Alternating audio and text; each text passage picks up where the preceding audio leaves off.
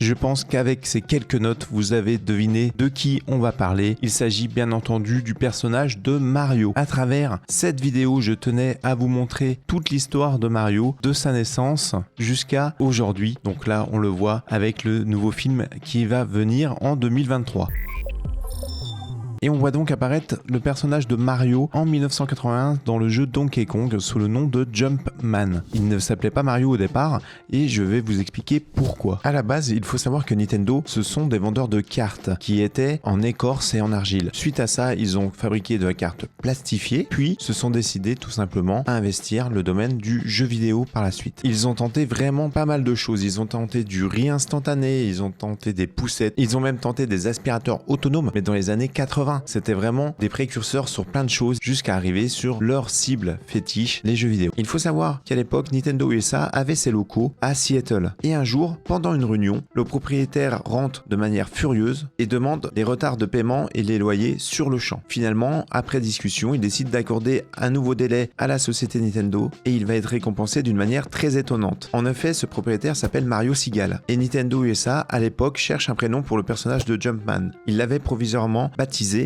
Mister Video Game. Trouvant une ressemblance avec le généreux propriétaire des locaux de Nintendo USA, il décide finalement de l'appeler tout simplement Mario. Ce fut donc un bel hommage à ce propriétaire qui a été généreux avec eux et qui a décidé d'étaler les paiements de leur loyer, qui se voit donc gratifié d'un personnage de jeu vidéo à son effigie au nom de Mario. Et tout comme lui, il va prendre la même nationalité, c'est-à-dire italienne. Et c'est en 1985 que naît le premier jeu Super Mario Bros, dans lequel Mario va être le personnage enfin principal après avoir été sous les coups de Donkey Kong. Le jeu sort sur Nintendo NES et sur Famicom au Japon, et ce jeu à lui seul va être vendu à plus de 40 millions d'exemplaires. C'est un des jeux les plus vendus de tous les temps. Il va ainsi mettre fin au crack du jeu vidéo qui a eu lieu aux États-Unis en 1983 et faire le succès de la console NES. Revenons également au costume de Mario et à son apparence en général. Il faut savoir en fait que Mario n'a pas une casquette pour rien et n'a pas une moustache pour rien. En effet, la casquette venait du fait que Shigeru Miyamoto, donc le créateur de Mario, trouvait compliqué de dessiner des cheveux. Et qu'en plus, si Mario passait sur un tableau une image de jeu dont le fond était noir, on verrait plus ses cheveux puisqu'il était brun. Shigeru Miyamoto a également pensé à une casquette rouge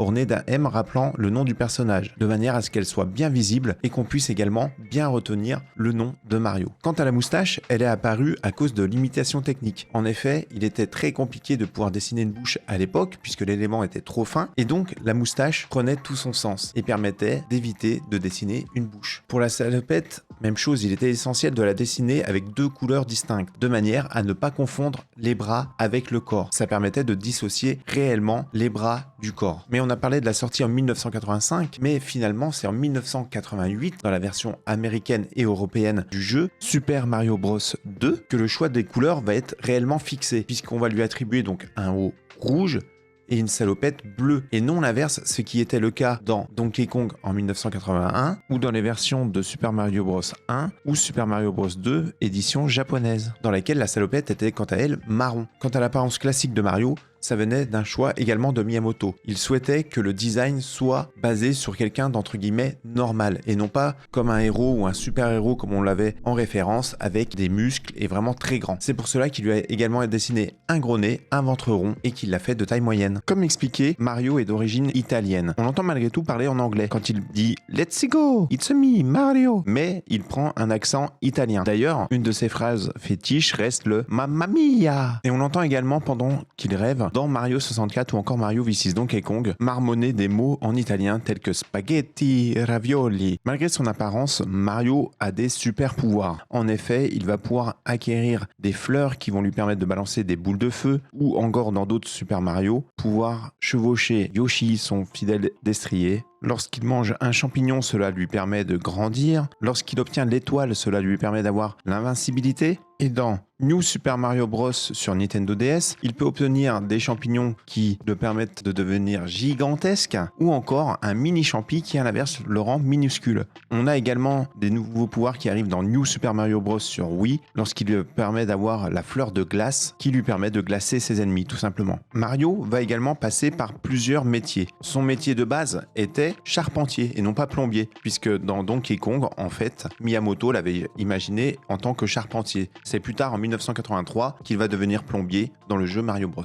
Mais Mario ne va pas s'arrêter là, il va s'essayer à diverses activités. Il va devenir successivement médecin, conducteur de karts, tennisman, joueur de baseball, mais aussi golfeur, footballeur, basketteur, danseur, athlète, joueur de ballon prisonnier, de hockey, de volleyball et peintre. Vraiment, cet homme sait tout faire. Mais comment parler de Mario sans parler de son fidèle destrier Yoshi, qui apparaît donc sur Super Nintendo dans Super Mario World. Yoshi va également avoir des aventures propres à lui et suivre Mario dans différentes aventures. Lors de ces aventures, Mario va rencontrer plusieurs ennemis. Son plus gros ennemi restant Bowser, le roi des Koopas, avec ses 7 généraux Iggy, Larry, Lemmy, Ludwig, Morton, Roy et Wendy, ainsi que son fils Bowser Jr. Mais tout au long des aventures, on va également rencontrer donc les Koopas, les Goombas, les Bobombes, les Boos, les Mascas, les Bilballs, les Fleurs Piranha, Donkey Kong, le roi Boo, etc., etc. Je ne parle volontairement pas de Wario et de Waluigi. Pourquoi? Parce que, sans vous spoiler, on va s'apercevoir que peut-être ils ne sont pas si méchants que ça. Autant d'ennemis qu'il peut exister de versions de jeux de Mario Bros.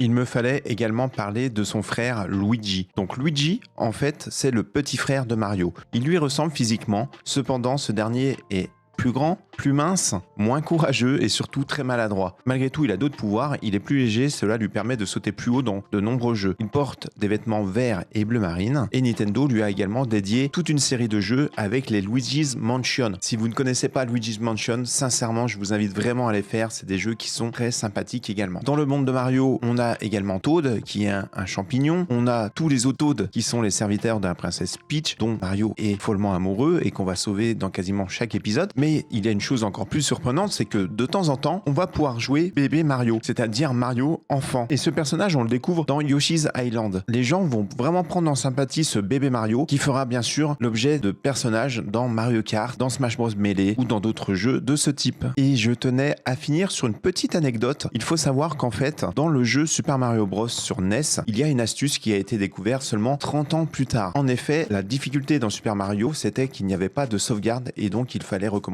à 0 à chaque fois que vous perdiez. Mais une astuce existe. Il suffit à l'affichage de l'écran Game Over de commencer à maintenir la touche A enfoncée jusqu'à l'apparition de l'écran titre du jeu et à ce moment-là, tout en gardant la touche A enfoncée, d'appuyer sur la touche Start et donc vous redémarrez au niveau sur lequel vous étiez. Et ça, c'est assez fou qu'un secret comme ça a pu être gardé une trentaine d'années puisque c'est seulement en début d'année que les gens l'ont exposé sur les réseaux sociaux. Et Mario est vraiment un personnage unique et à part entière qui n'a pas fini de nous faire rêver. Ça fait plusieurs générations qu'il est là et encore une fois en 2023 un nouveau film arrive créé par Illumination et Nintendo qui promet d'être grandiose, qui va plaire je pense aussi bien aux petits qu'aux grands, donc j'ai hâte de voir ça. J'espère que cette vidéo sur le portrait de Mario vous a plu. Si ça vous a plu, comme d'habitude, n'hésitez pas à lâcher un pouce vers le haut et à commenter la vidéo. Si la chaîne te plaît bien sûr, n'hésite pas à t'abonner et sur ce je te dis à très bientôt mon mulot, ciao ciao.